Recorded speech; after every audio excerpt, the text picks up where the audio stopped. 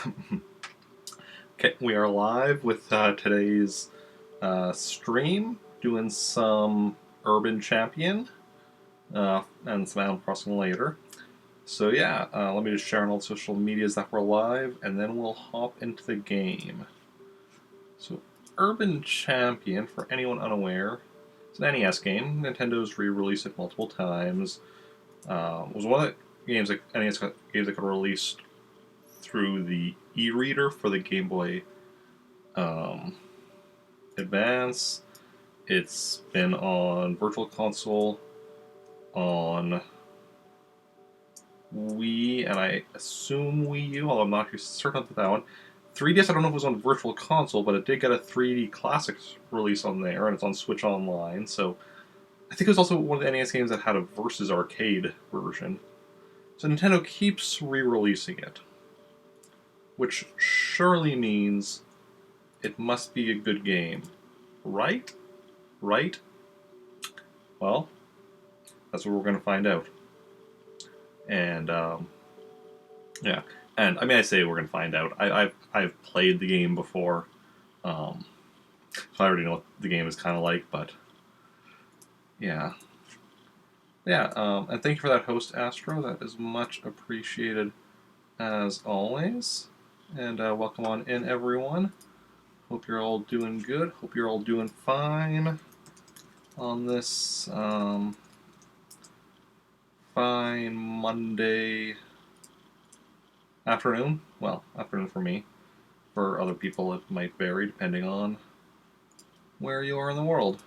It might be evening. Might be nighttime. Who knows? You do. I don't. I mean, if anybody speaks up, I might have an idea based on if I know what country they're in. But anyway, let's hop into the game. Or not even necessarily just what country, like just general area. Because like, I don't need to know somebody's in. If somebody's in Europe, I don't need to know the specific country to know that it's evening there. Okay. Just reset. Just goes here. So game A, game B. Oh, so game A is single player, game B is 2-player. Hey Cap, welcome in. I'm doing good. Yourself? How's game audio? Do I need to turn it up or anything?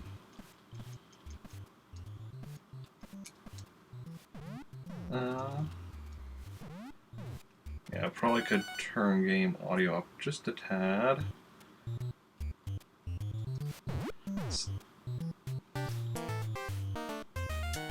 So basically, in this game, we're just having these fights and trying to knock. I'm trying to knock the guy with the blue hair, and I'm trying to knock the guy with the green hair off the edge of his side of the screen before I get, without him knocking me off the edge. So it's a pretty basic game. You miss this game? Ah, so you're familiar with it. Interesting.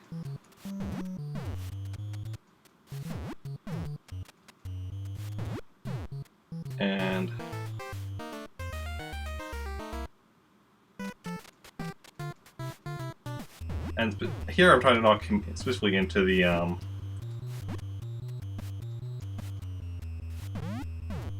manhole. But yeah.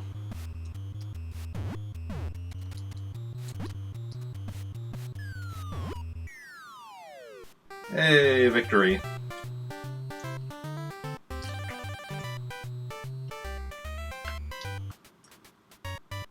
Is game audio at a good level, or do I need to turn it up or down or anything?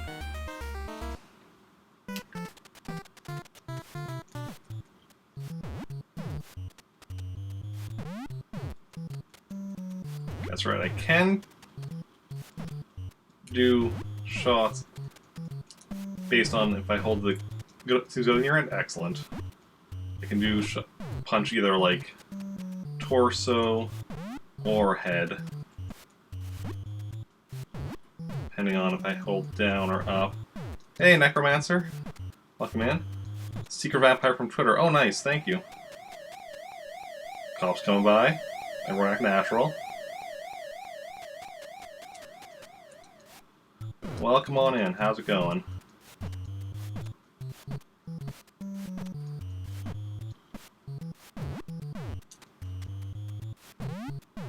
Okay.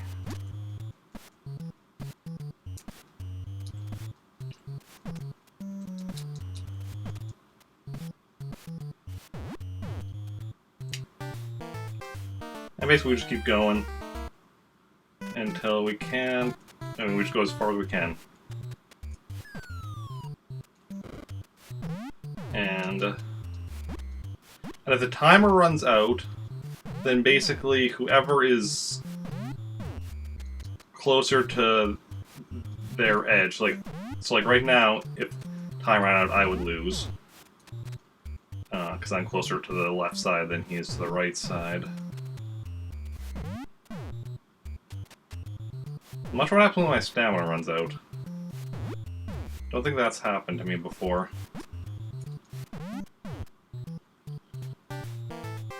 And after the third round was where I got... You see that icon under the word U, I got that after third round, so then after this one I'll get another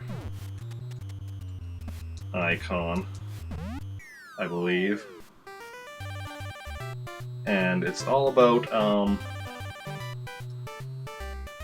going up and up.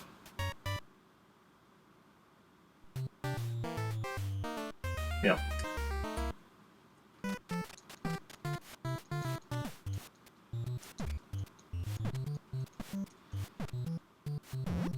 So it's, you know, a fairly simple game.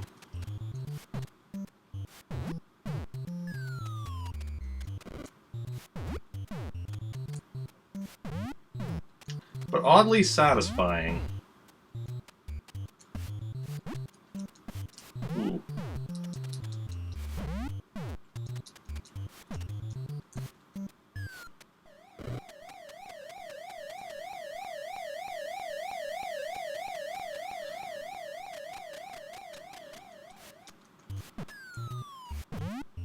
Ooh, that was close. Almost had that pot line on my head.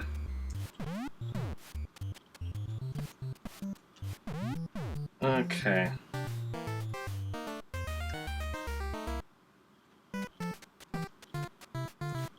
We just have the few, like, backgrounds we keep going by, the discount shop, the bookstore.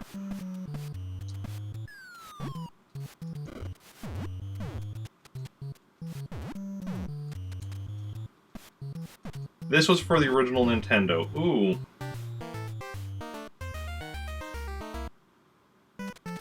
The original Nintendo. I am, though, playing it on Wii Virtual Console.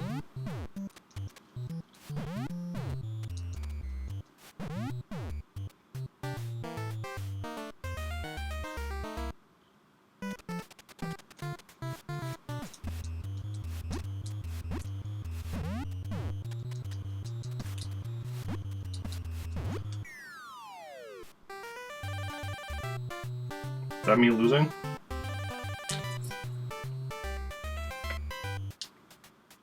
Okay, okay. Yeah, so, top round 8. So I wonder if, like, it's only...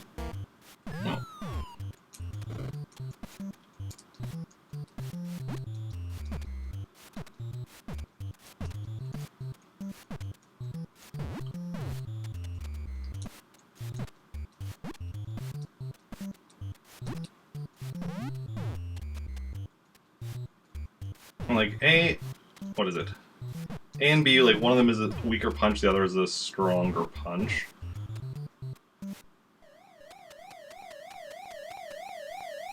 Cop going by, everyone act natural. No, nothing going on here.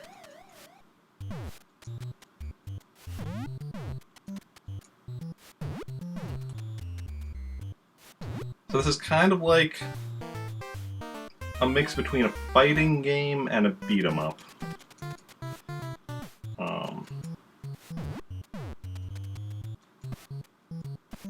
Actually, I should find out if there were any beat-em-up games that came out before this, or if this would in some ways be the, like,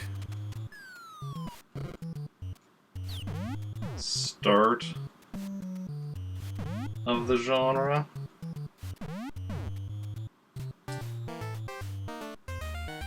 Or even any proper fighting games before this. I don't know. One of the first... I wonder what the first... Was the first fighting game the first Street Fighter, or... If so, when did that come out?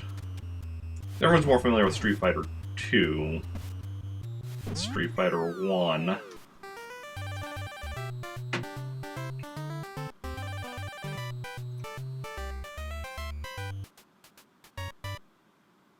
Barber shop.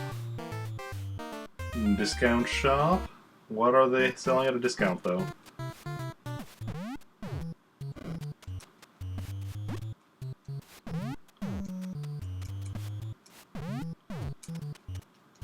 Ooh.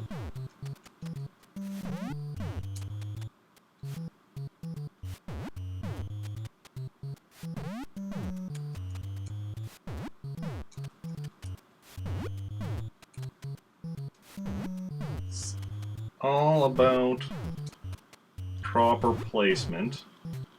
Making sure you're at the right point. Ooh, snack bar. I could go for some snacks.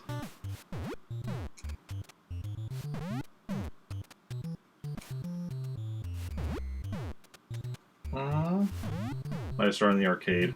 They definitely did start in the arcade. I just don't know, like, when.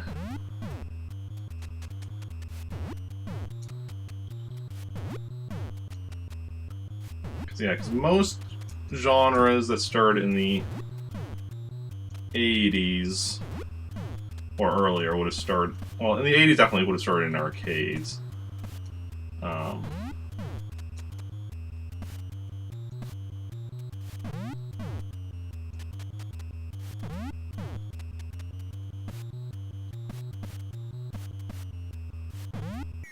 Nice. Making progress, working our way through. One step at a time.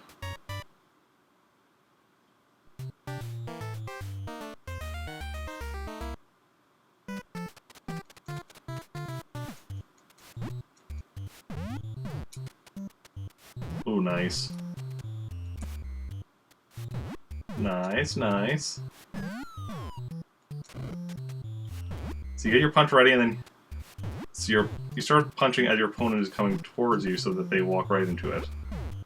That's the way you do it.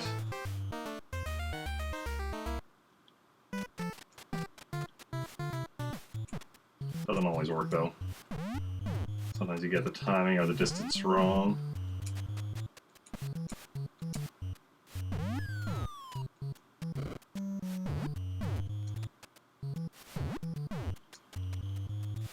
Oh, nice, nice. Oh. Sometimes you punch each other at the same time. That's always amusing.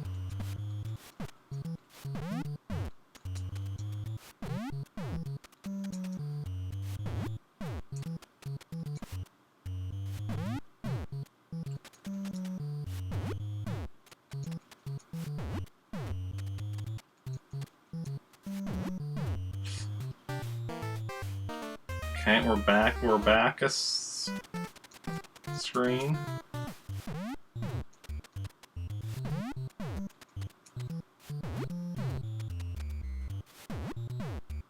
There we go. Does this count as moving on around, though? No, we're still on round... Oh, yeah, we are around... Because I was wondering, because like we were on round 8, but then we went back screen. That still works. Nice. Nice. Third victory. Or third icon, I should say.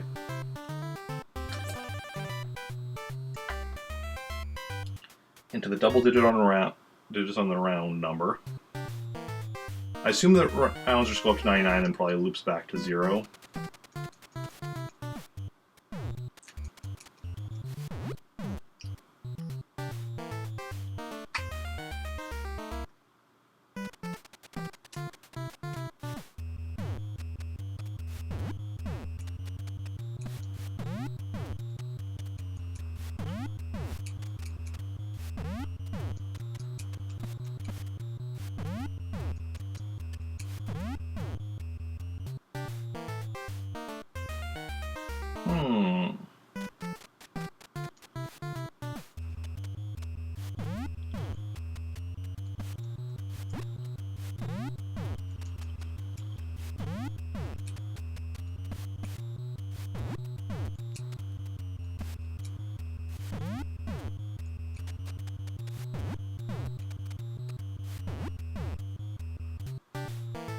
Okay.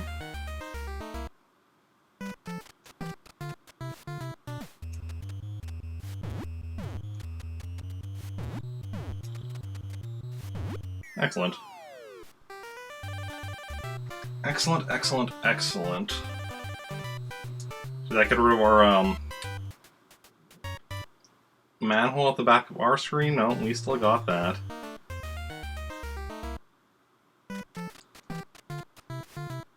So we're just gonna have that for the rest of the game, I guess. So we can't let him win a single round at this point.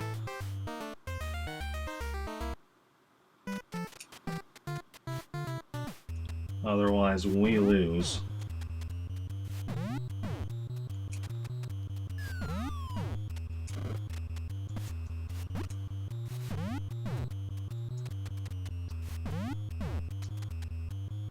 But, you know, we're doing decent here so far.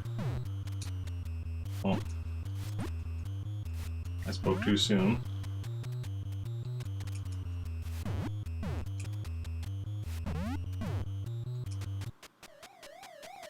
Nothing to see here. Everything's normal.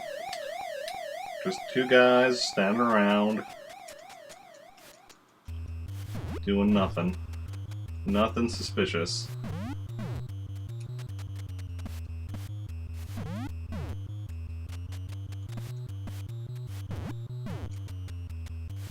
Oh, there we go. Now we're moving and grooving. Now we are moving and grooving.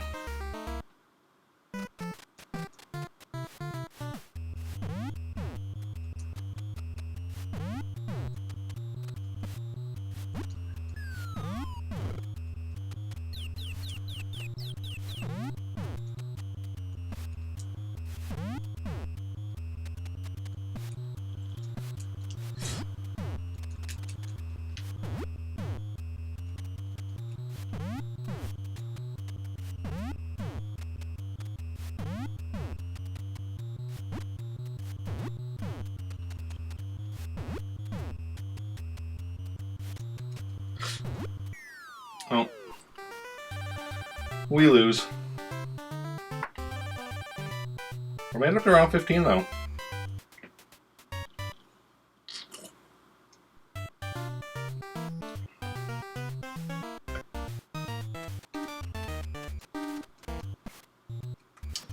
Okay, so those threes in the bottom are our lives.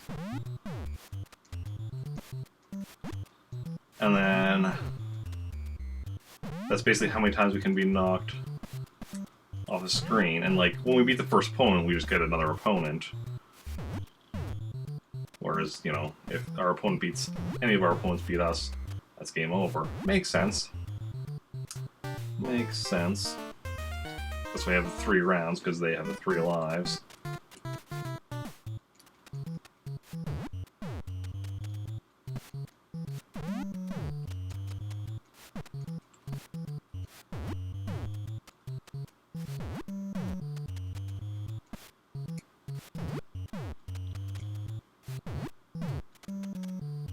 As long as you don't lose. I mean, as long as you don't lose, that's obvious. That's the way things work. You can't lose if you don't lose.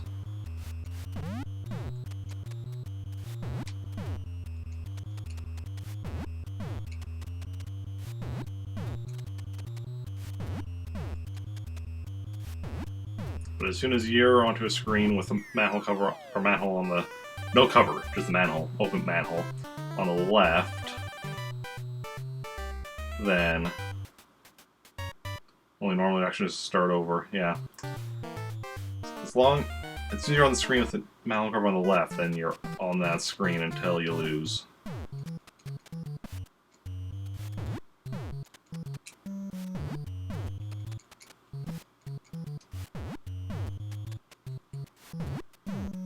Okay.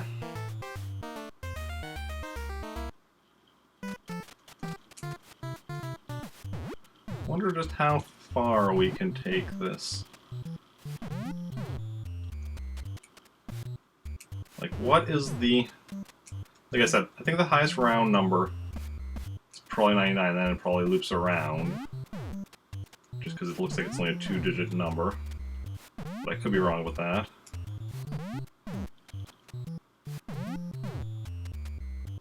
But I wonder how many icons you get at the bottom for winning.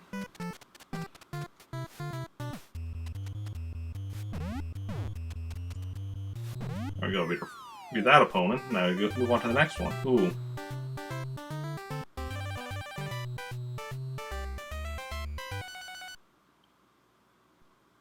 Okay, drop some frames there.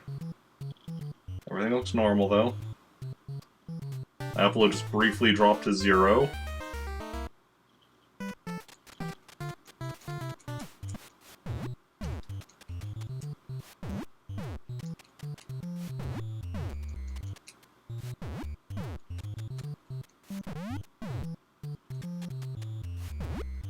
Yeah, we got this. Green boy has no chance against us, blue boy.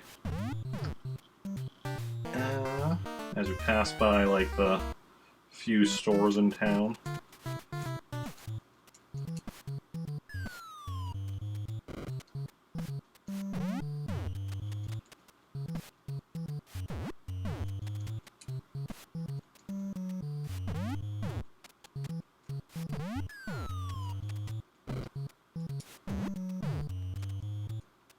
Do we know why everyone in the city is fighting?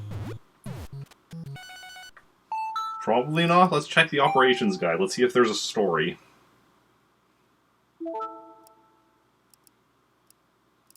Okay, getting started. Basic play.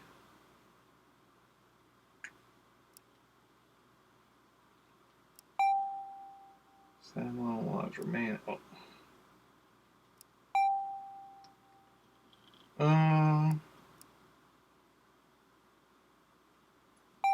Nope, no story. No story. So yeah, it might just be that the stores are out of milk.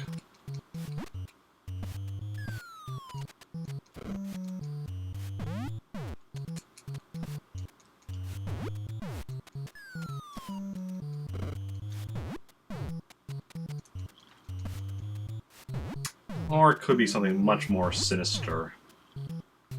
Like, the stores ran out of apples. I don't know, bread.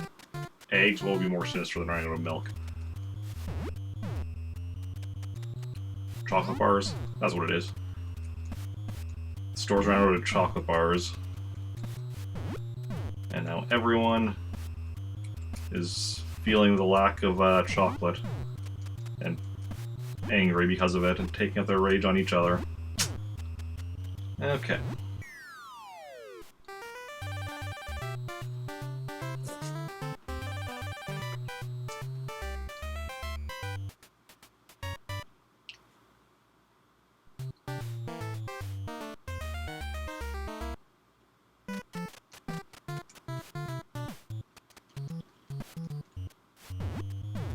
Let's see.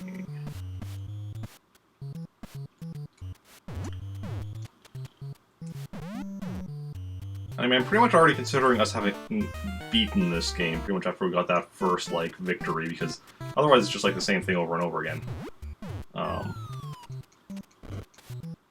So, pretty much considering it beaten already, but we're gonna keep going for a while, see how high we can get. And such. Aha. Oh, nice. I was like the one like we hit at the same time, but we're over, far enough over that that gives me the win anyway.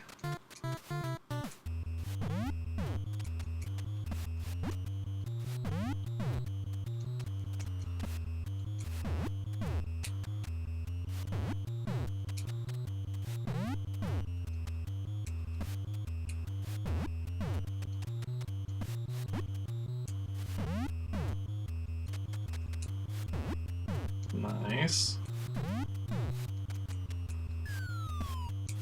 Excellent. I like when they get to the kill screen. If there is one. I somehow doubt there's a kill screen, though.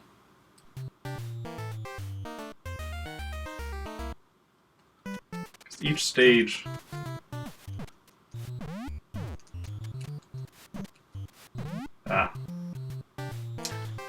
Because I don't see anything that would cause there to be a kill screen. Each stage is basically identical. Like, I mean, it like has a couple different backgrounds it cycles through, but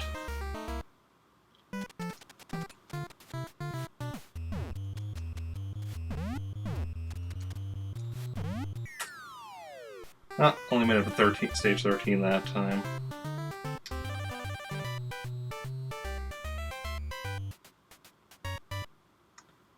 Because kill screens are usually in games that have, like, something generated based on, like, the stage number. Because, like, in Donkey Kong, for instance, there's a kill screen because like, the time limit varies depending on the like the stage. Well, is it the stage number, or the round number? I think it is. That's what it's called in there. And because of that, there's eventually a point where the calculations for the time limit give you a time limit that is too low to actually, like, for it to be possible to beat. And then, say, Pac-Man, where there's the levels, the level design, I think, is based on the stage number. There's eventually a point where the level that gets made... I mean, I don't actually get sure how it works, but there's eventually a level that's like half of it is nonsense, so you can't actually beat it. Or in Tetris or whatever, where it just keeps getting faster and faster until it gets to the point where it's not possible to win depending on what appears. Like, basically it goes fast enough that, like, depending on what you get, you could still keep going, but you're not going to have time basically to put pieces anywhere, so you're dependent on getting pieces, what pieces you get at that point. How much longer you can keep going for. Ooh.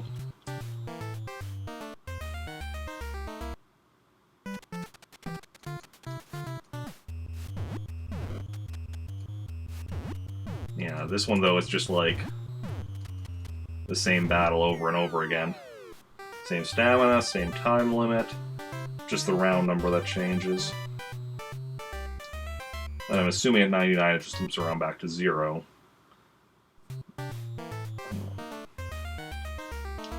My big question is, like, the icons at the bottom, what's going to happen with those? Because every 3 wins we get one of those. Every 3 wins we get one of those. Looks like is that a boxing glove? I think. Which is interesting, considering, you know, we're just doing bare-knuckled punching here, but...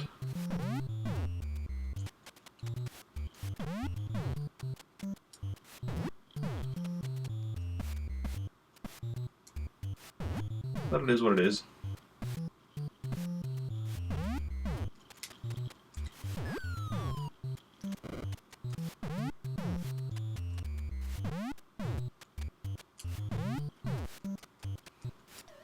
Tetris kill screen happens about 3 minutes in. Well, that's not the kill screen, that's just when you would die. Kill screen is a specific term that refers to when it's not possible to go any further.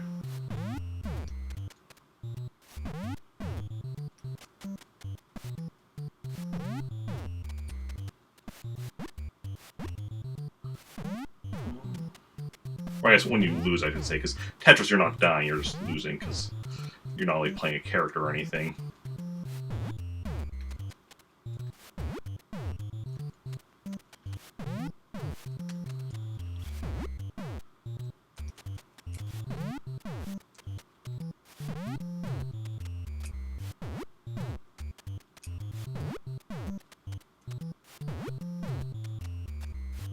Oh, there we go.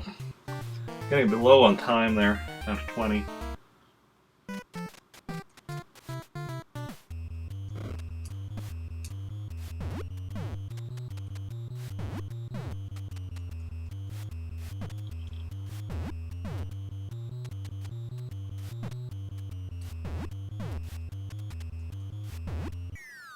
3 minutes, not possible to go any further.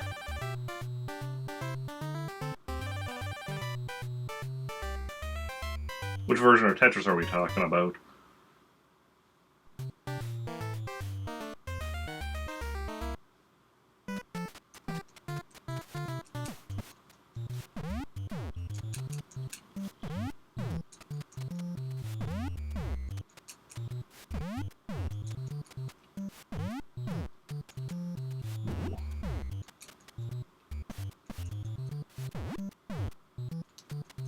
Okay.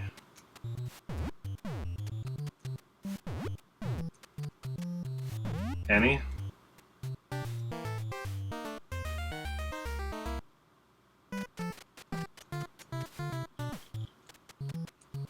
I mean, not every version of Tetris even has a kill screen.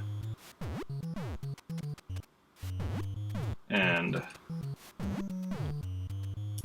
when that would be would vary depending on which version.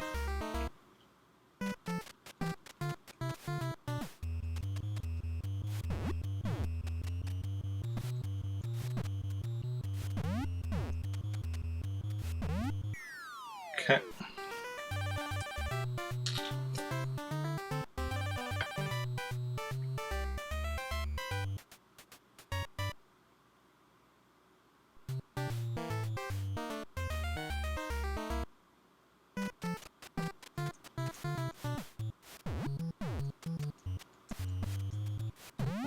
Okay. 3 minutes seems awfully fast for a kill screen for Tetris.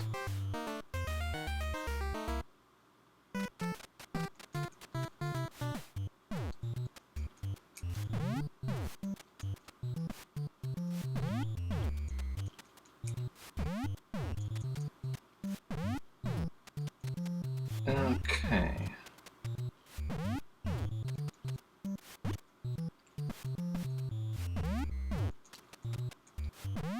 Nice, we're back up to round 15, which is the furthest we've gotten to so far.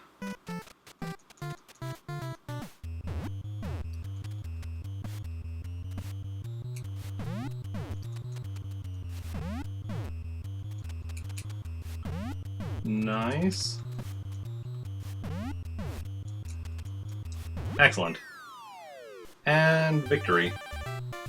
We're making progress beyond what we made last time. Or, I think it was 2 times ago that I got up to round 15. But now we've made it further. Round 16.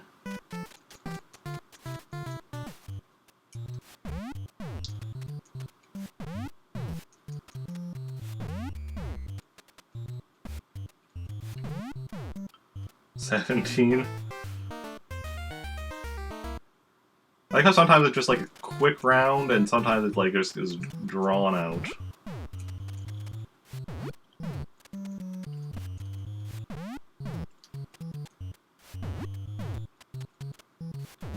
Hang on, any number of things.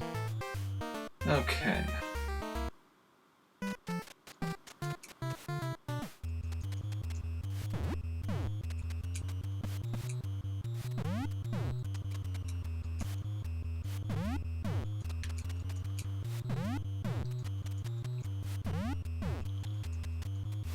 Nice.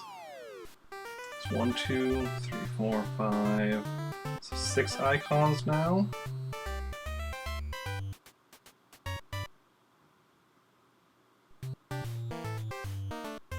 Oh no! It changes the type of icon. So after 5, the type of icon changes. Okay. So that's like a flag. That's cool.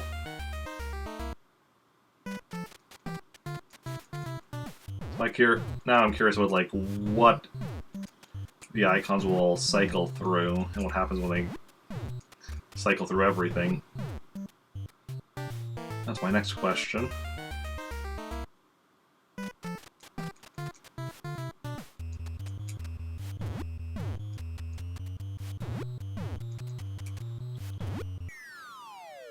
And, yeah.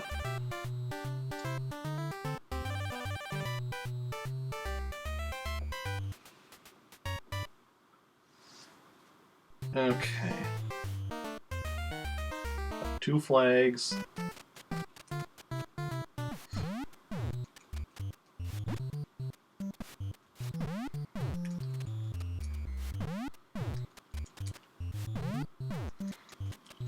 That was a close one.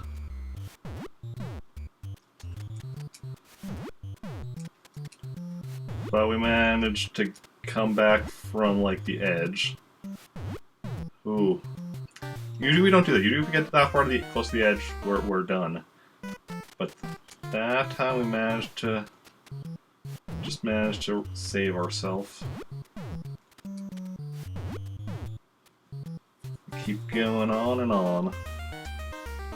Barbershop. Oh, I was gonna shave my beard this past week and I completely forgot about that. Oh well.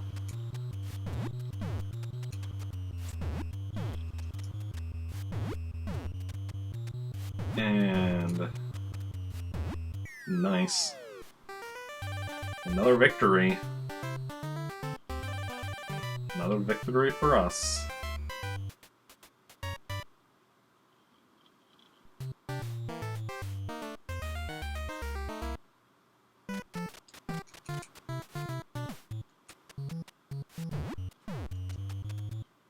Yeah, one of the key things is to not go right up to the middle at the start. Stop a little before that. That way you can get, like, this initial punch on the opponent.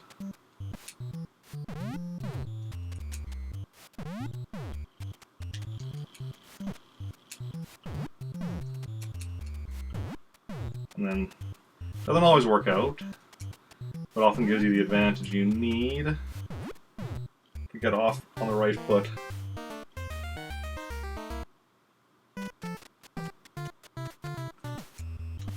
Of course, if you screw up, then you're... Damn it. I'm on my last life.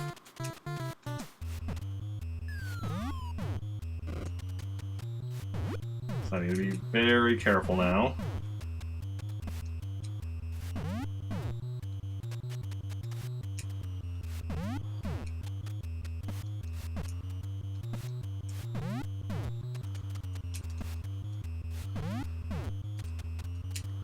Oh. Okay, okay. Okay. Copying all, like, what's going on? We're like, yeah, we're just chilling. We're just chilling, nothing to see here. Nothing going on.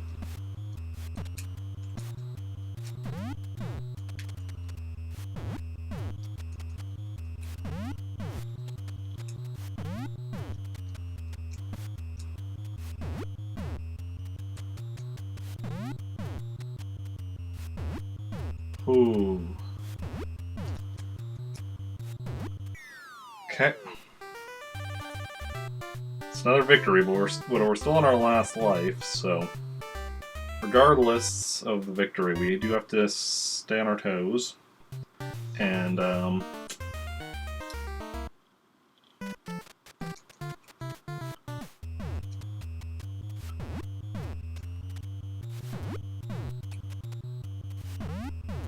be ready for anything.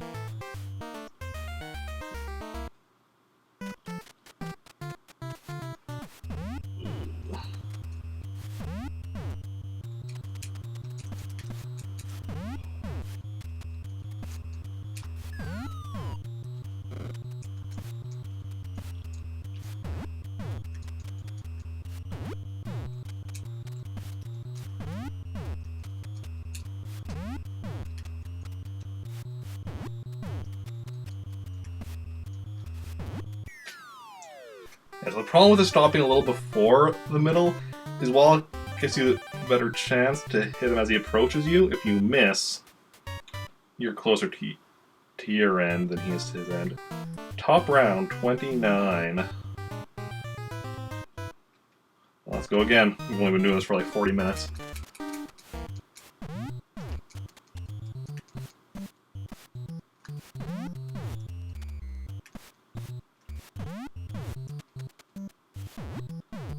Not quite sure how long we'll go at this for.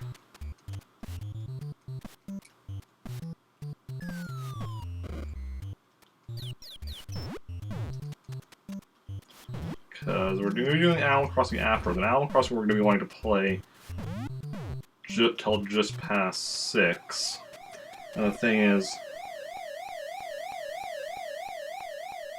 so we want to go, don't want to switch over too soon, and then have, you know, I mean, we'd find stuff to, you know, do in Animal Crossing if it came to that, but we're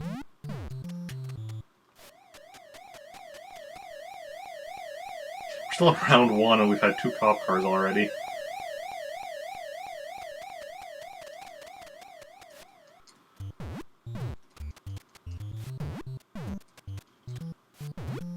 Okay, now we got this.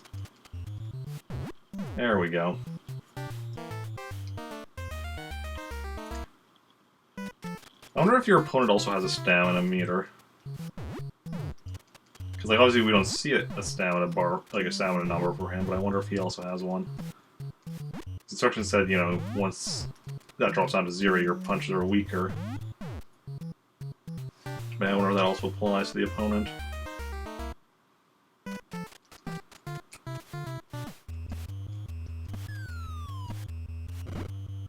I don't know how that pot didn't hit me, but I am not complaining.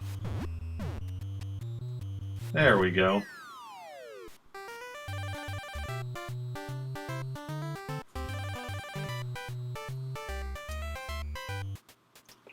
So what did everyone get up to this past weekend? Anyone do anything interesting?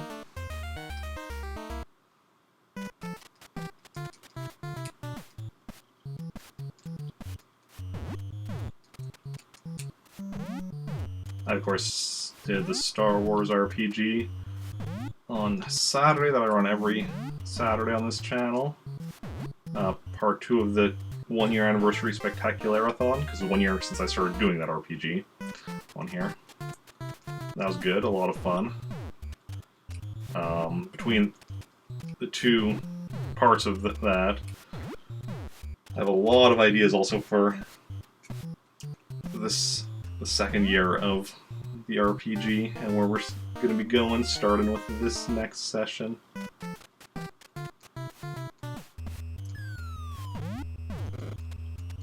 Okay.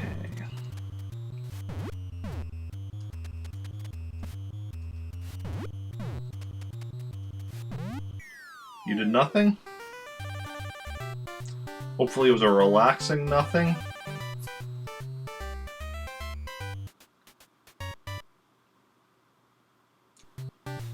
Okay.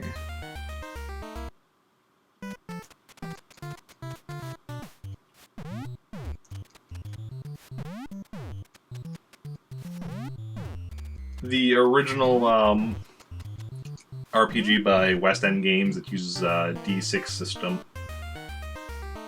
The original Star Wars RPG. From 1987, actually. It was first published the same year I was born.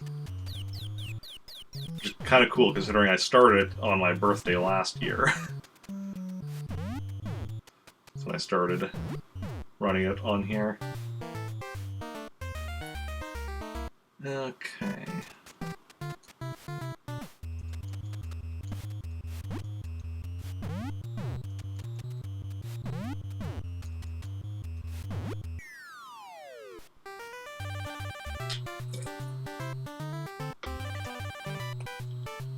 And for Star Wars, a lot of people prefer the current one by Fantasy Flight, but the D6 Star Wars RPG was actually the first paper and pencil RPG. That was the one that introduced me to the whole concept of them, in fact, because I didn't even know what Dungeons and Dragons was back when I started playing that. At least I don't think I did, because that would have been back like when I was in elementary school? Or maybe junior high. If it was junior high, I might have known what Dungeons & Dragons was by then. I certainly had never played it, though. yeah, because it's back then where one of my uncles gave me and my brothers the main RPG book and a few of the source books, and me and my friends played it. Me and my brothers and some of my friends played it so much. And it's actually still the same copy that I have now. Like,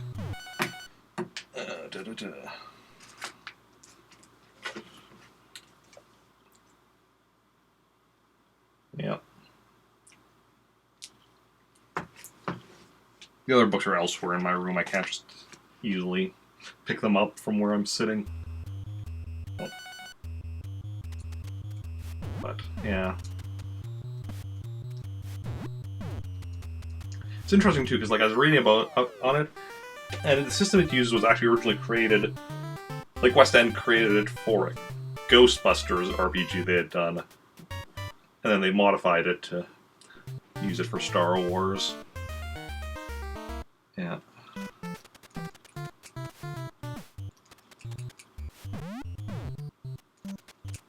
I think they did other licensed RPGs as well.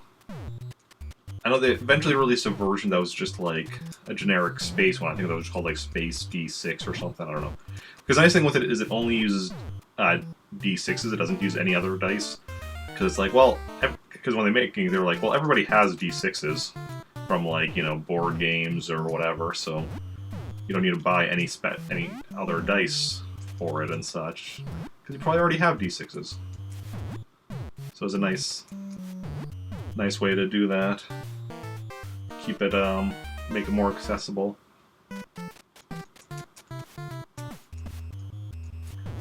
And of course, Star Wars, which most people have at least some level of familiarity with Star Wars. I mean, one of my players is not really into Star Wars, but one of my regular players, but she quite enjoys the RPG.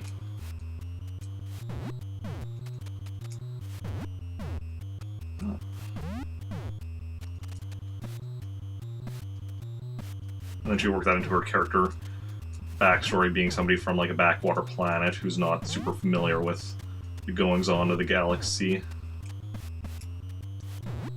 Okay. Which works out quite nicely. And by this point, because she's one of my more regular players, her character has gotten more and more knowledgeable about stuff, but yeah.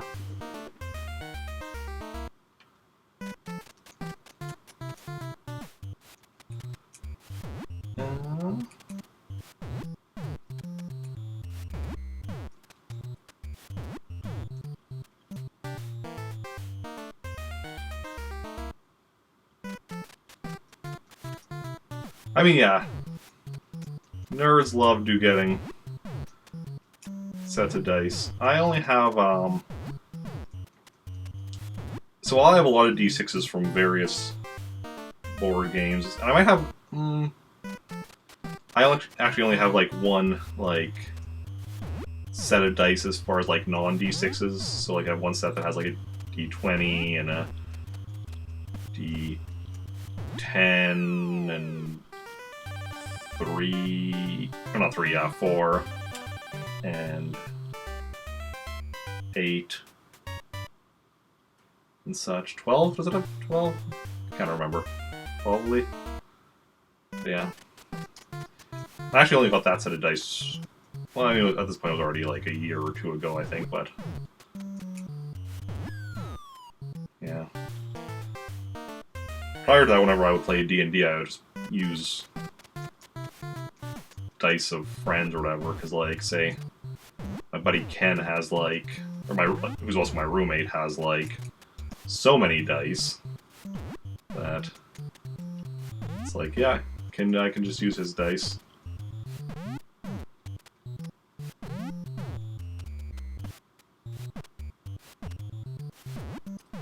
Okay. These are I'm not even playing D&D. So we had a D&D game that was like 4 of us, all of whom live in the same building. So like me and my roommate Ken, and then the people that live upstairs. And despite living in the same building, we found it more and more difficult to actually like schedule time that actually worked for all of us. I mean, the main issue is me and the fact that I frequently work like 3 a.m. shifts at work, which means like I'm like going to bed around when, you know, we used to have the games, or at least I should be going to bed at that point. So we used to like get together around like 7 o'clock on Fridays, but now like I mean, I'm only occasionally working the 3 a.m. shifts on Saturdays, but if I am like 7 o'clock is when I should be going to bed. Even if I'm not, like, I'm still gonna be like getting tired during the game, even if I'm not having to go to bed quite that early, because yeah, just the way things work. It is what it is.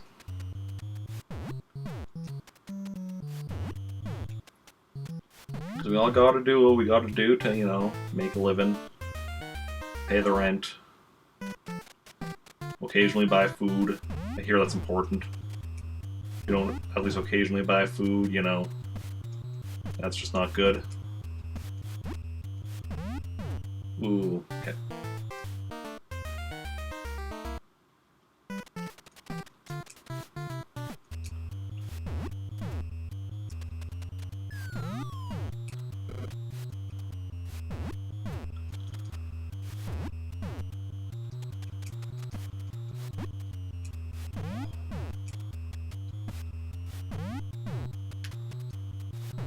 Nope.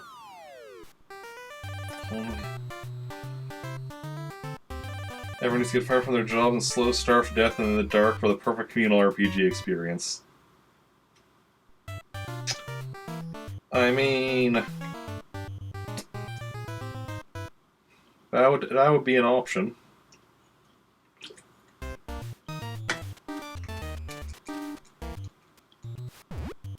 But I mean, character has food that's good enough. I mean, on occasion, my character would have food. When we were playing, what was it? So my roommate was playing Ranger. Yeah, Ranger. He has some feat that allows him to like. I think it was a feat that allows him to just like eat 1 berry a day or something. Can't remember exactly what it was. I myself haven't played a Ranger, so I don't know exactly what. Like, he just eats like 1 berry a day and he's good. Whereas then, me and the other player actually had to, you know, had to actually go and get ourselves food now and again.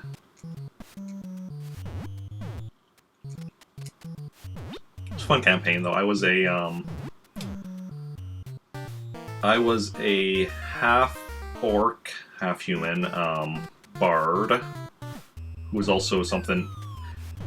So I was a bard, but I was also like pretty much, because like my backstory was also like I had like the criminal backstory. I was like a thief or whatever. Like, you know, I'd be going around putting on shows and then robbing the places at night, kind of thing was what my character did. So I also did like, because there were only 3 of us in the party, I would also do all the like most of the rogues type stuff as well.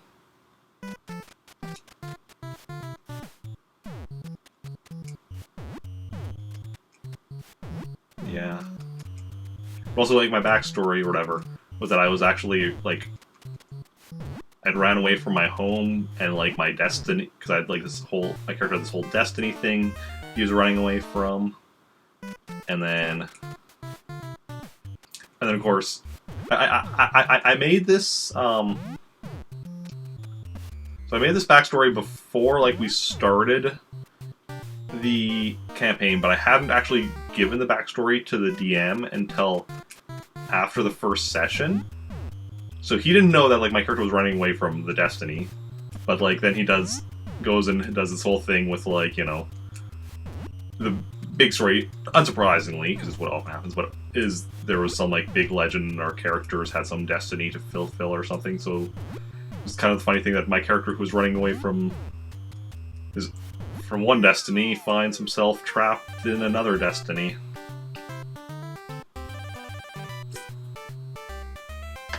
And his whole goal, pretty much, was to try to escape this new destiny.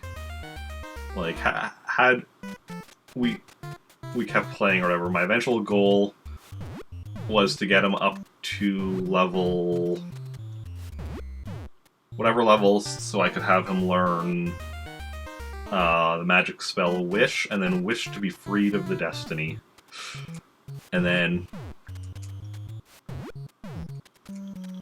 as for, you know... I mean, granted, I don't know how long it would have taken to get that, because I don't remember exactly when I'd be able to learn that. It's been a while. And I don't know exactly if, you know, what would have happened before that, so things could have changed. Yeah. But, yeah. And of course the thing with Wish is if you're... well, the spell Wish has a few things, like, that you can... like, you can use it to, like, basically cast any lower level spell. And there's some also other things that, like, you can straight up do. But you can also just use it to, yeah, wish for anything. But if it's any of the things that, like, isn't part of, like, the regular, like, this is what you can use it for, it's up to the DM's discretion how the wish gets granted. So that would have been interesting. But, yeah.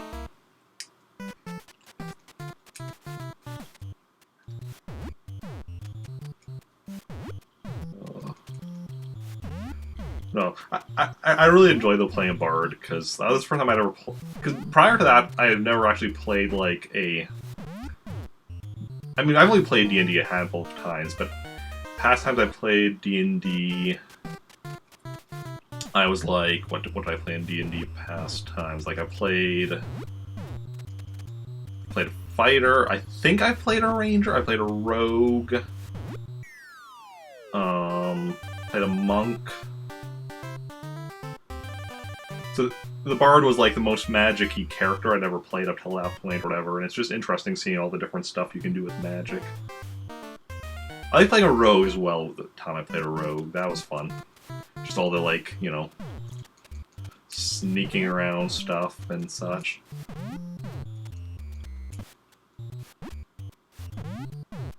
Yeah. Also, like, so the time that I played the, so the recent time where I played the bard, that was in 5th edition. The other times I've played, I don't remember. That was... no, I played 5th edition one other time, and yeah, it was definitely a fun campaign. The other time I played 5th edition was just a one-shot, though. And then... and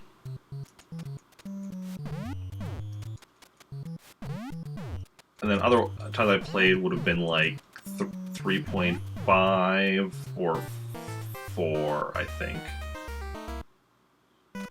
Like, I know I played 3.5 before, and I think I've also played 4th edition at least once, but can't remember for certain. Also played Pathfinder once, so... and that's similar enough that I don't remember which... I know I played Pathfinder once, but I don't remember which campaign we did in Pathfinder as opposed to D&D. My group of friends, there were so many times where we would, like, start a campaign in something.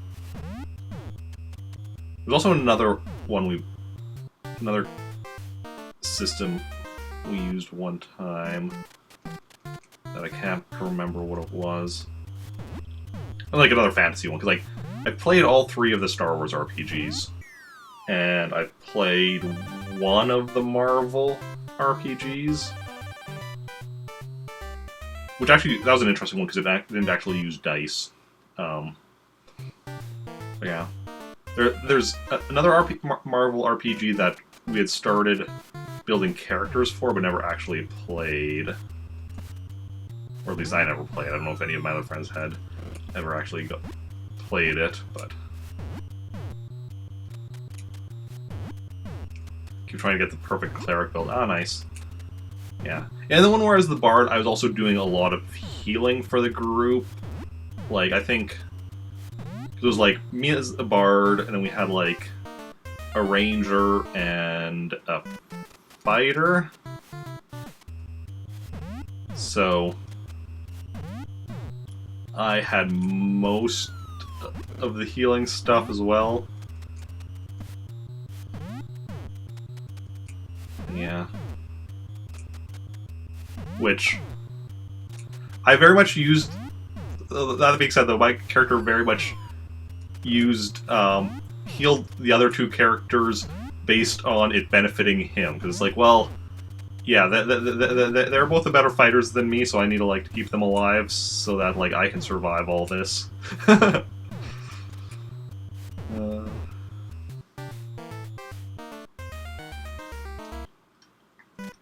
And the ranger, at least, there were definitely times where my bard thought would like let's just maybe we should just let him die. Maybe that's a decent option. Yeah, the ranger, like I said, was my buddy Ken, who's my roommate over, and like he always plays the characters that just rush headfirst into danger without thinking of the consequences. So his characters generally end up getting damaged a lot. They rarely die though. It's weird. Like his characters, based on how he plays, should at occasion die. I can only think of one time where he actually had a character die though, and that was actually not even a rush into danger headlong type situation. That was in our. I kind of that was when we were doing a. It was a space-based one, but it wasn't like a Star Wars or anything. It was just like a generics.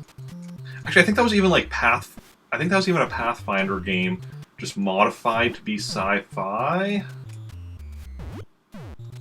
I can't remember for certain though, but there was a thing where we were on a space station with,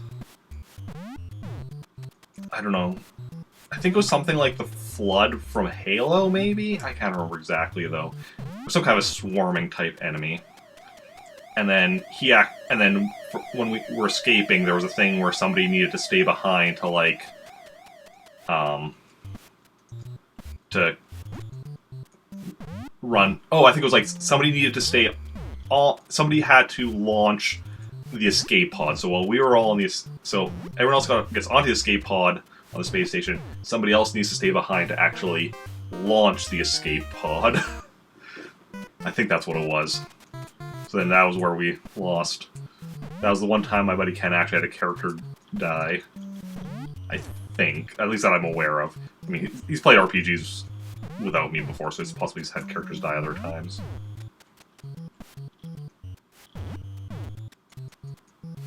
Oh, and also, maybe not counting, though,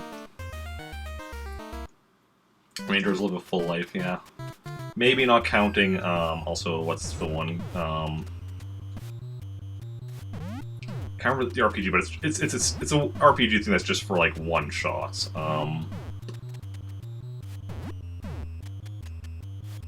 Blanking on the name, but it's basically just where basically, it's pretty much just a storytelling one, and it's where everything goes wrong.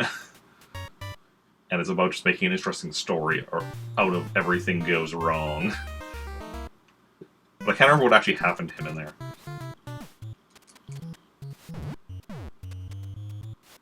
I don't even remember what his character was when we did that. I remember my character was a drunk that ended up becoming the mayor of the town by Toon. I have not played Toon, no.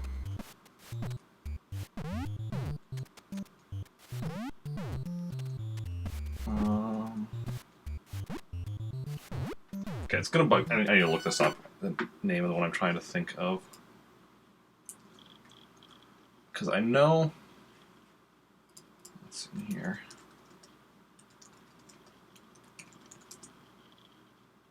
Fiasco. That's the one I'm trying to think of. Fiasco.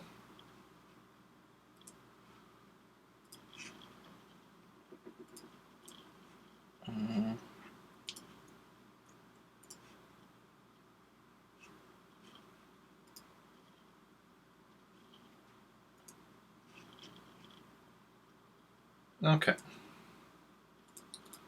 Yeah, so Fiasco is the one I'm trying to think of where we played that. And it was basically, when we were playing Fiasco, it was like... It was kind of a... It was fantasy setting, but it was like... It started out with our characters being a band of adventurers that just came back from, like, defeating some dragon and getting back, like... Some dragon who had taken, like, all this gold from the town or whatever. And except we're like, well, you know, why do we give it back? Why do we want to give it back to the town? Why don't we just keep it for ourselves, type thing? Yeah, my character ended up becoming the mayor when basically the one other character talked my character into trying to go and kill the mayor. So my character goes to the mayor's house, sword in one hand, booze in the other hand. No! It was...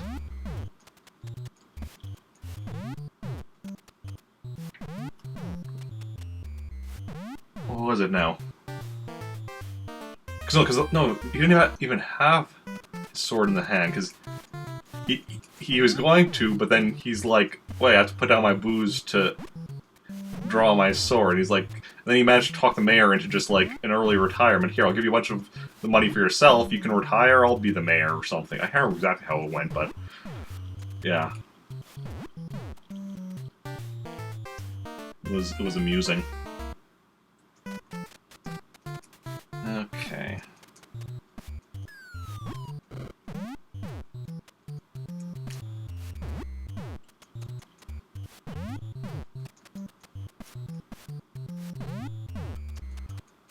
I'm not even paying attention to the game at this point. I'm just kind of playing it on autopilot.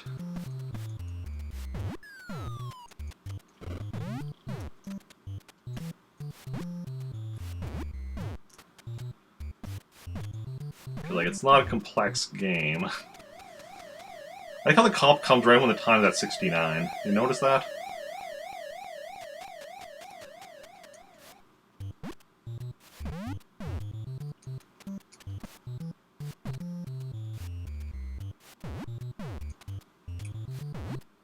Okay.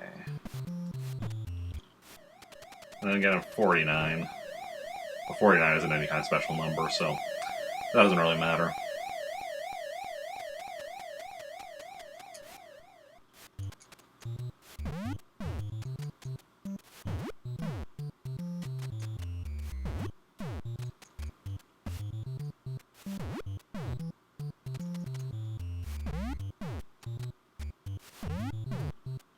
Okay.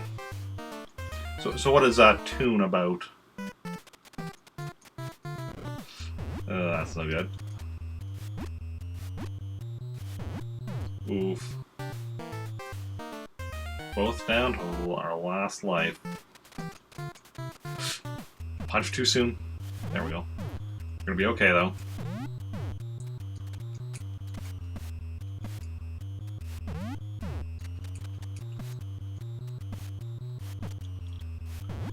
We got this. One step at a time.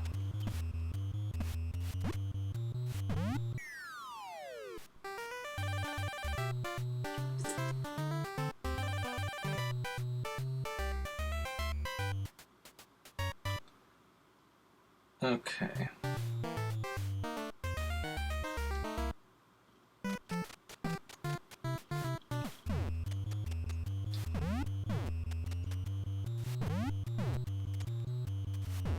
We're only around 10, I'm already in my last life. That's not great, but it is what it is.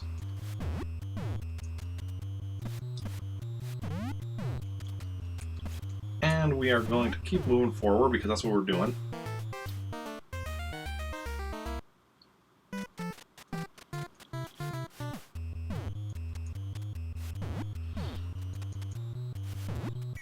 Or not. Basically, it's cartoon physics and a lot of wiggle room for setting and character ability. Interesting. Interesting.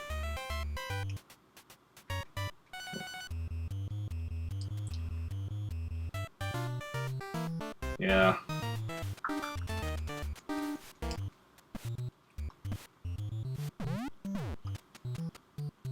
My favorite... I mean, my favorites have always generally been the ones that are actually, like... I guess Star Wars and Marvel, the ones that are, like, in universes that I'm already familiar with. Yeah.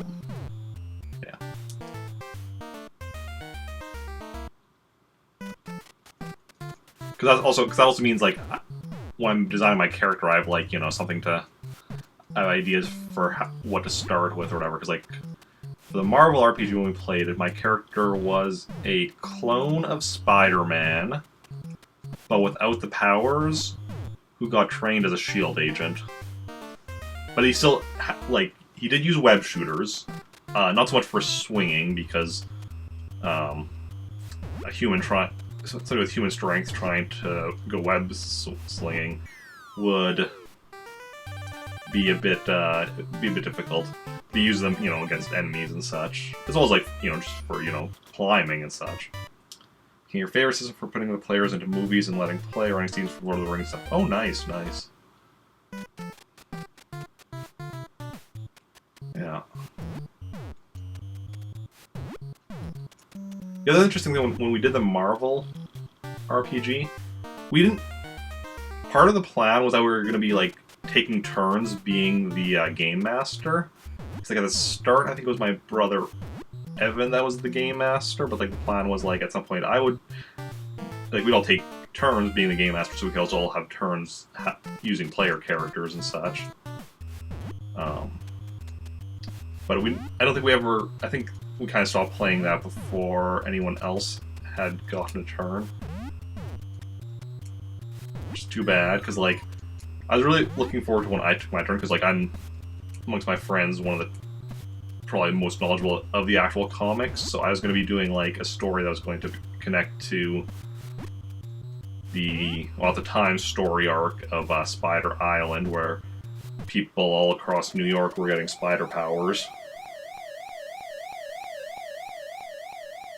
And such. So I was going to have my character actually end up being a villain for that when we got to that point. And then whether or not... But a brainwashed villain, mind you. So, like, he was, like, gonna be brainwashed or whatever and such. So whether... And then if, depending on what had happened, I was going to either then, when I was at my turn of GMing, either have a new character or have him come back into the group. But we never got to that point, unfortunately.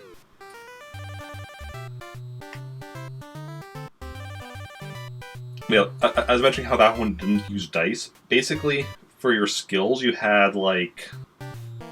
you had, like, basically these stones you would apply to your... that you would have, and you would apply them to whichever skills you wanted to.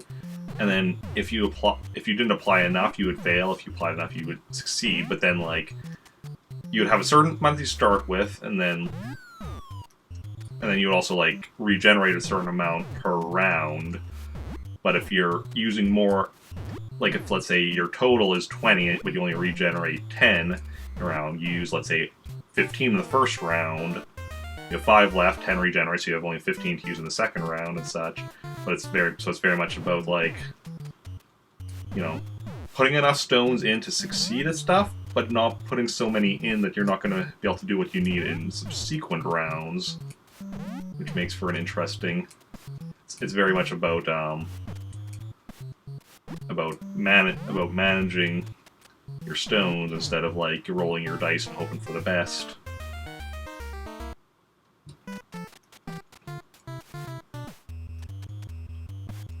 Problem was that sometimes it ended up being like you do stuff and it's just like, well, because like you can only put as many stones into a skill as you have, like, levels on that skill. So the problem with that was sometimes, like, what would happen is it's just like, oh, you just aren't able to do certain things or whatever, which is kind of unfortunate type thing. Because, like, with dice rolling, it's like, okay, it's like your chance of succeeding at this is low, but you have a chance. With stone system, it was just like, oh no, you just straight up can't do that. Which, I mean, did mean you'd have to get more creative, but oftentimes people would just be like, what do I do now? Like, with me, I was generally creative with stuff like that. where I'd have like, okay, it's like you know, this character I can't just like punch them to damage them or whatever, like I'm just not strong enough type thing. So it's like, okay, I'm gonna go off to the side while everyone else is distracting him and make some device or something. Which is fun. My favorite part was when we like what was it? We were in like a holding cell force field, and I reworked one of our communicators into something to disrupt the force field. But yeah.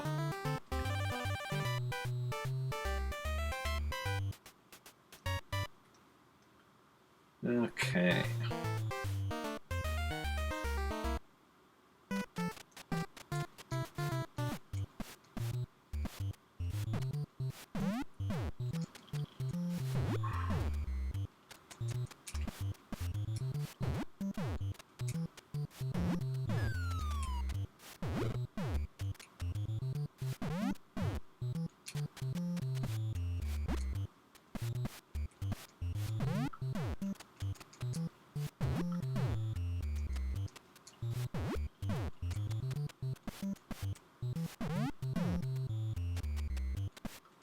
Okay, so it's not always 69 when the cop comes. Maybe just 69 when the cop can come? I don't know.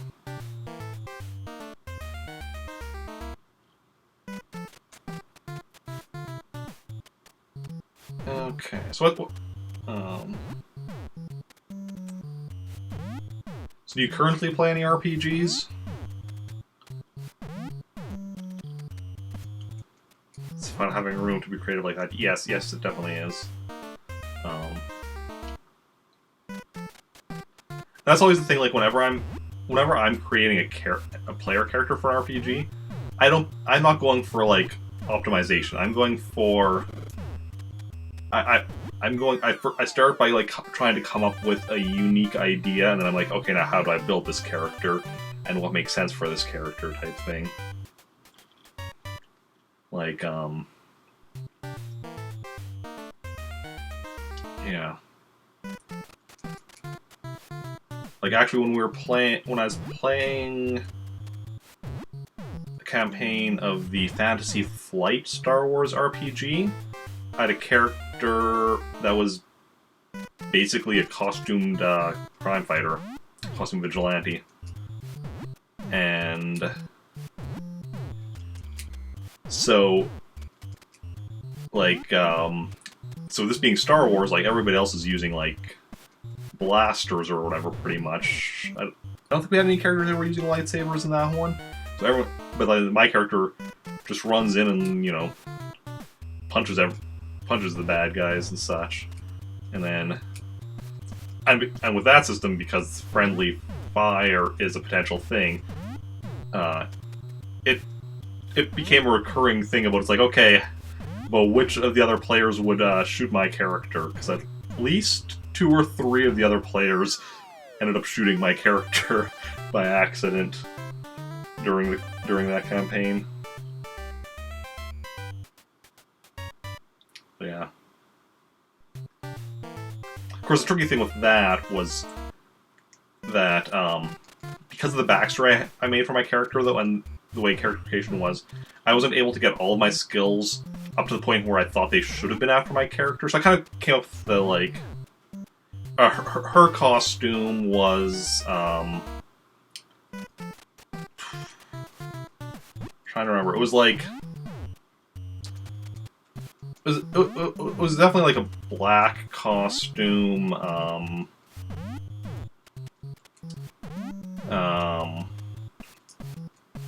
Can't remember the exact details, but it's like, you know, kind of like, think like Batman, or like, you know, I don't think she had a cape though, but like kind of like the blend into the night type vigilante. But yeah. Oh, and it was a complete full body costumes. Like you couldn't even see like any skin or anything. Because she was a Zabrak, I think, which is like the same species as Darth Maul. And like, oh yeah, she had a hood. I remember that she had a hood. So like, she had like a mask on, but then a hood over it as well, so you also couldn't see. So also like, because Zabraks have the horns or whatever, but you wouldn't have been able to see the horns because of the mask and then the hood over it and such. And yeah.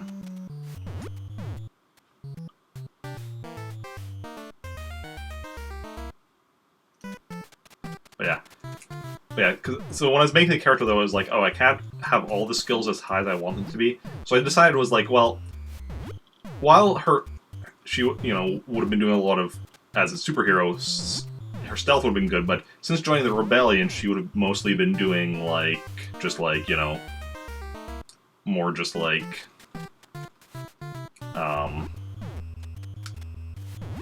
general strike force type stuff, or whatever. So I was like, okay, I won't do the stealth stuff quite as high now. I'll just improve that later as I get experience points, as she gets back up to where she would have been at in theory with her backstory.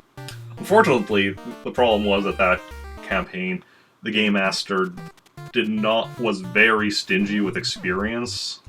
So it was like, and then also in that campaign we ended up having like no good healer character, so then I also wanted to be like giving her some like medicine skills so that at least somebody in the group could heal others and such. And it was, yeah, but with the stingy experience points, it was like constant. It was a constant battle about, okay, what do I improve this time?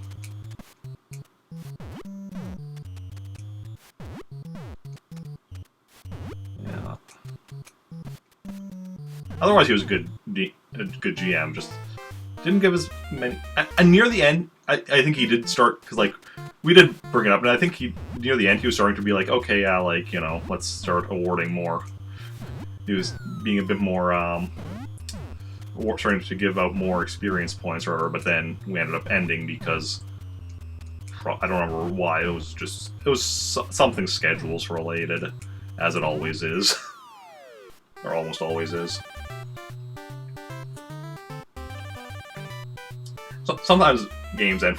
Sometimes games actually come to like a conclusion, but that's rare in my experience.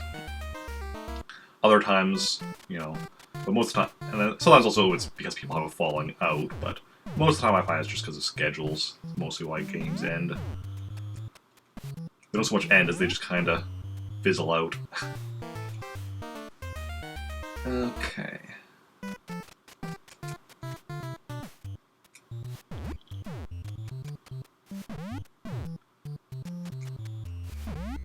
This has been a good one. We haven't actually died yet on this.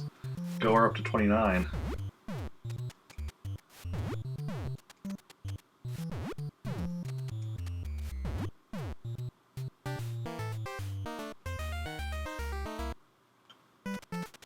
Of course, now that I've noticed that, it's going to be like, oh, now's where we're going to like start doing bad or something. Well, not quite yet, anyway. The momentum dies. It's all, yeah. Okay.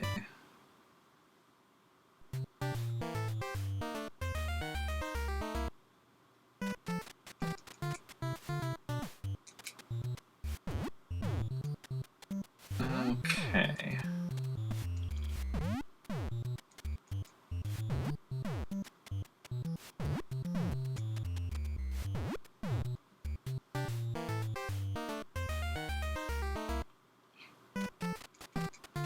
Yeah, something I'd like to do also in the future is run more RPGs on my channel here.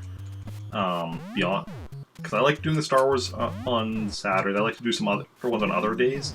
But unfortunately, with my current schedule, that simply doesn't work. That'd be like if I were to ever be able to stream full-time, which maybe one day, but I'm nowhere near that right now, probably. If I were ever to be able to stream full-time, I would definitely be looking into doing more RPGs. Ooh, yeah, there was my first death.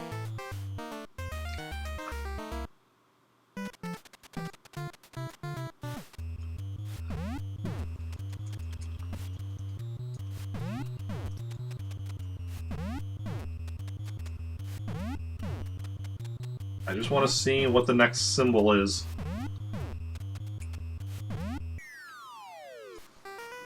So we had, I think it was boxing gloves first, now flags, and next is...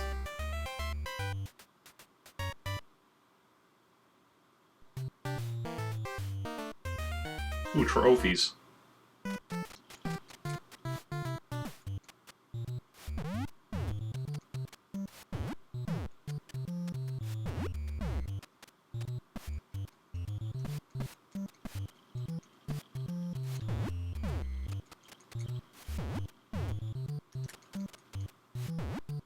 You're doing a Star Wars game, then you saw the Firefly show and movie and had to stop because you just wanted to rip off Firefly after that. Oh, yeah.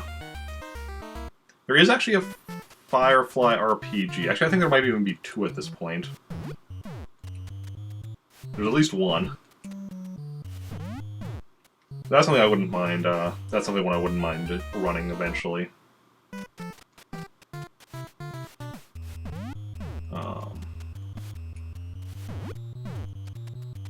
Also, actually, my very first stream was, Atomic Robo RPG. I don't know if you know what Atomic Robo is, but it's a comic book series. And there's an RPG of that, which was my first ever stream. I never continued that campaign, though, for scheduling reasons. I just did the one session. I would love to go back to it someday, but as we get further and further away from it, it keeps being like, is that gonna happen?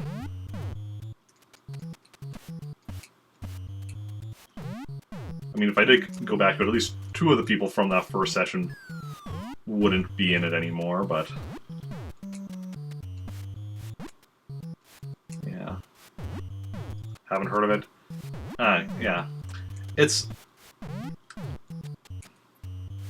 Atomic Robo, it's a series about a robot named Atomic Robo, who was created by Nikola Tesla in the 1920s, and then has various adventures from the 1920s all the way up to the present day and such, dealing with all sorts of things like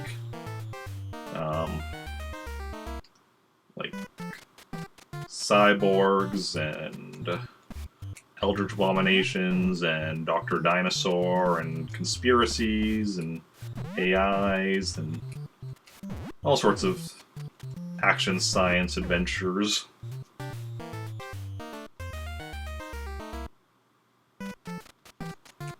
Started out as a print comic, but they actually switched to doing it as a web comic eventually because they realized that that was actually financially a better decision for them. Yeah. Yeah, it's by... the writer is Brian Clevenger, who's previously well known for the webcomic 8-Bit Theater, which was a parody of Final Fantasy. And then Scott Wagner, I think is how his last name said. Who I don't really know. He's the artist, but I don't really know if other stuff he's done beyond Atomic Robo. I know he's done like... I mean, Atomic Robo was kind of what actually got him into... was actually like his first comic he was really doing, but... yeah. Before that, he was like... I don't know. He was in some job that he hated and was miserable at, and then he's like, let's try being a comic book artist. Which, yeah. Which is something he's a lot less miserable at, but also is a lot tighter on the bills. You used to read 8-Bit Theater? Okay, yeah. Yeah, so Brian Clevenger is the writer for Atomic Robo, and he's the one who did 8-Bit Theater. It's also like he always said, Amphitheater was not the story, was ever the story he wanted to tell. It was the story that taught him how to tell stories, which then he took and applied to Atomic Robo, which is a series he actually wanted to do. So Atomic Robo actually, or Amphitheater, I mean, actually started out as just like a class assignment, I think, at like university or something. And then he just put it online because his professor didn't understand email. So instead of emailing it to the professor, he just put it online and gave the professor the link. And then other people started reading it, and it became popular. So it was a really interesting way of that happening. Okay.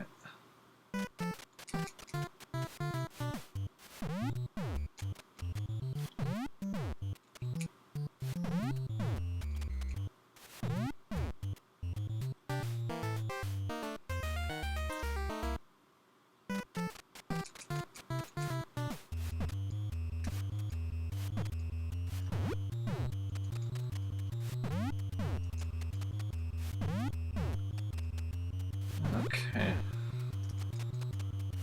We are on a roll here.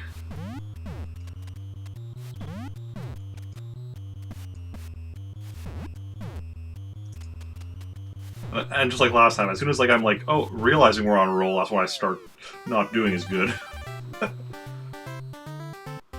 Because like it's simple games, so I can kind of go to autopilot, but as soon as like I'm thinking about what I'm doing, I'm like overthinking. So if I'm just going on autopilot, I can just keep going forever. But as soon as I become aware of what I'm doing, mistakes start happening.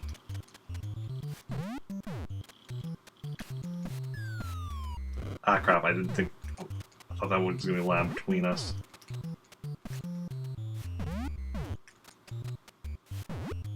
Yep.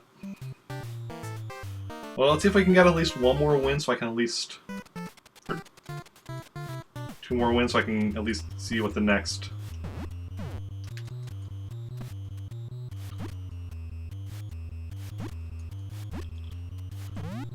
I don't think I can, though. I mean, I can, but it's... I don't know if it'll happen or not.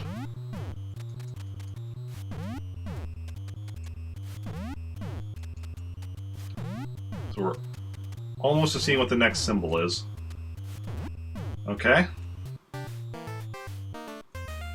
I win this, I gotta find out the next... Oh no, I need to win another one yet after this. That was just... I just missed...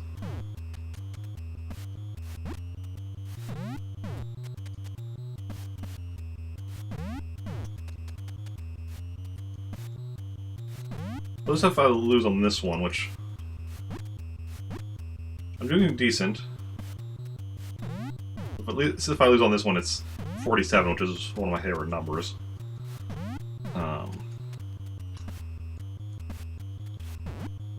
Still don't want to lose, but... Okay. Well, we got up to round 47.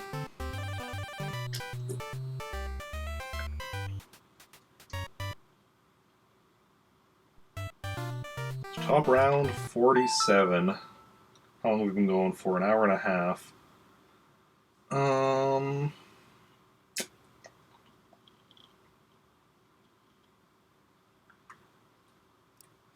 Yeah, I think this is what we're going to call it, because the game is very,